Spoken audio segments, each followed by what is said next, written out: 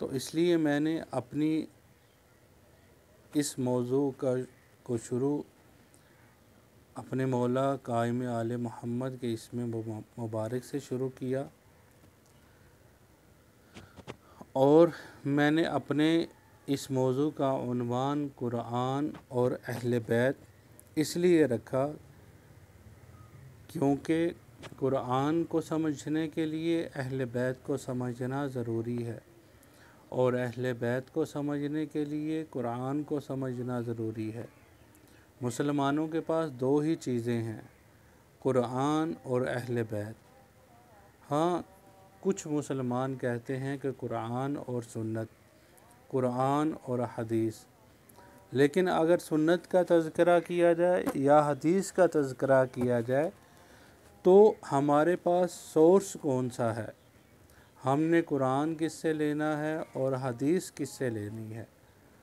تو اللہ نے قرآن میں جو سورس بیان کیا ہے وہ اس نے یہ بیان کیا ہے کہ انما یرید اللہ لیذہب عنکم الرجس اہل البیت ویطہرکم تطہیرا، یعنی اللہ قرآن میں اہل بیت کی طہارت کی قسم کھا رہا ہے، جو ان کی عصمت پر دلیل ہے، جو جب بھی بولیں گے سچ بولیں گے۔ ان سے جو بھی پوچھا جائے، قرآن کے بارے میں پوچھا جائے یا سنت کے بارے میں پوچھا جائے تو وہ ہمیں بتائیں گے کہ اصل سنت کیا ہے۔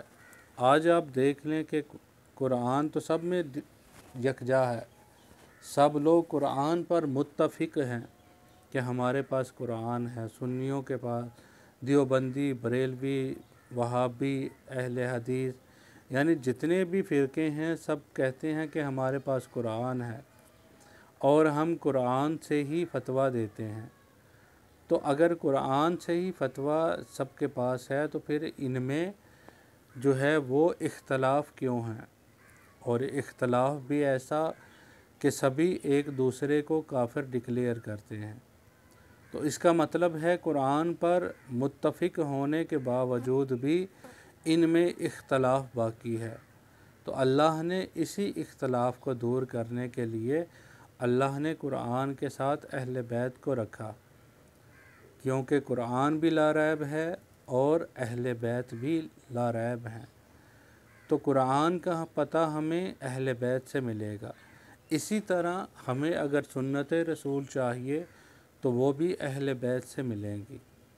ہمیں کسی اور سے پوچھنے کی ضرورت ہی نہیں ہے، یعنی کہ ہمارے نبی حضرت محمد صلی اللہ علیہ وآلہ وسلم نے فرمایا کہ انا مدینۃ العلم وعلی بابھا، کہ میں علم کا شہر ہوں اور علی اس کا دروازہ ہے۔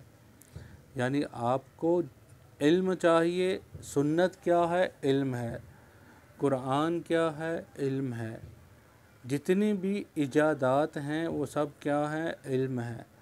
تو آپ کو فرشتوں کے بارے میں علم چاہیے، آپ کو انسانوں کے بارے میں علم چاہیے، آپ کو اللہ کے بارے میں علم چاہیے، آپ کو پچھلے تمام انبیاء کے بارے میں علم چاہیے، آپ کو جنات کے بارے میں علم چاہیے، آپ کو حیوانات کے بارے میں علم چاہیے، آپ کو نباتات کے بارے میں علم چاہیے، یعنی اللہ کی جتنی بھی مخلوقات ہیں ان سب کے بارے میں اگر آپ کو علم چاہیے تو آپ کو در علی سے ہی ملے گا۔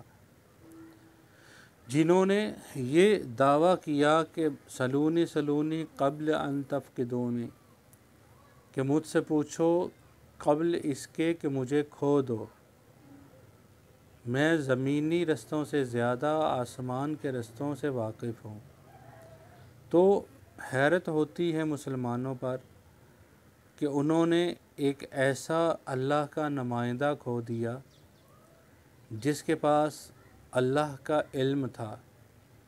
لوگ یہی پوچھتے رہے کہ ہمارا باپ کون ہے، ہم نے آج کیا کھانا ہے، ہم نے کل کیا کرنا ہے، ہم پچھلے دن کیا کر کے آئے ہیں۔ یعنی لوگوں کو یہی اپنی فکر تھی کہ ہمارے بارے میں بتایا جائے۔ انہوں نے حسد کیا مولا علی علیہ السلام سے، اور انہوں نے ایسا در کھو دیا جس در سے ہمیں اللہ ملنا تھا۔ مولا علی علیہ السلام باب اللہ ہیں، ہمیں اس در سے اللہ ملنا ہے۔ یہ باب رسالت ہیں، ہمیں اس در سے رسول ملنا ہے۔ یہ باب الحاجات ہیں، اسی در سے حاجات کو پورا کیا جاتا ہے۔ تو ہم نے حقیقت میں وہ در کھو دیا۔ ہم ایسے لوگوں کے پیچھے لگے رہے جن میں اختلاف ہی اختلاف ہے، جن کی اگر ہسٹری پڑھی جائے، قرآن پڑھا جائے، تو ان لوگوں نے رسول اللہ صلی اللہ علیہ وآلہ وسلم پر ایمان لانے کے باوجود بھی ان کی وہ عزت، وہ احترام نہیں کی جو لائق احترام تھے۔ اللہ نے قرآن میں لوگوں سے شکوہ کیا ہے، وَمَا قَدَرُوهُ حَقَّ قَدْرِهِ، ان لوگوں نے اللہ کی قدر نہیں کی جس طرح کے قدر کرنے کا حق تھا۔ تو یقیناً اللہ کی قدر نہیں کی گئی، اسی لیے اللہ نے قرآن میں شکوہ کیا۔ تو ناقدری کن لوگوں نے کی، ہم نے یہ دیکھنا ہے۔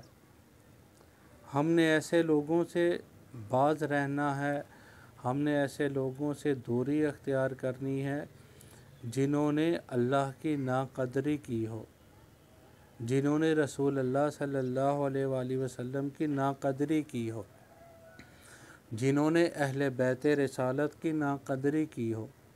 ان لوگوں سے ہم نے دور رہنا ہے، اور دوری کا مطلب یہی ہوتا ہے کہ ان لوگوں سے بیزاری اختیار کرنی ہے، ان لوگوں پر تبرہ کرنا ہے، کیونکہ اللہ نے قرآن میں ایسے لوگوں پر تبرہ کیا ہے جو رسول اللہ صلی اللہ علیہ وآلہ وسلم پر ایمان تو رکھتے تھے، جو آ کر یہ تو کہتے تھے کہ اے محمد ابن عبداللہ، ہم آپ کو اللہ کا رسول مانتے ہیں، لیکن اللہ جواب دے رہا ہے کہ یہ لوگ جھوٹ بولتے ہیں، یہ حقیقت میں آپ پر ایمان نہیں رکھتے، یہ منافقین ہیں، یہ منافق لوگ ہیں، کیونکہ یہ مولا علی علیہ السلام سے حسد کرتے ہیں، اس لیے انہوں نے کبھی آپ پر ایمان ہی نہیں لایا۔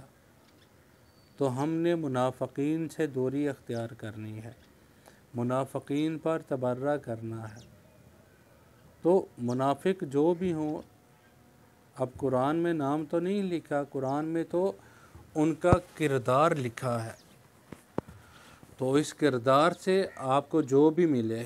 اب ایک بات تو یہ طے ہے کہ رسول اللہ صلی اللہ علیہ وآلہ وسلم کی صف میں کھڑے ہونے والے سب لوگ مومن نہیں تھے، ٹھیک ہے نا؟ جو لوگ کہتے ہیں کہ ہم سب کو مانتے ہیں، سب لوگ جنتی ہیں، جو رسول اللہ پر ایمان لے کر آئے اور انہوں نے ان کے پیچھے نمازیں پڑھی، وہ سب لوگ جنتی ہیں۔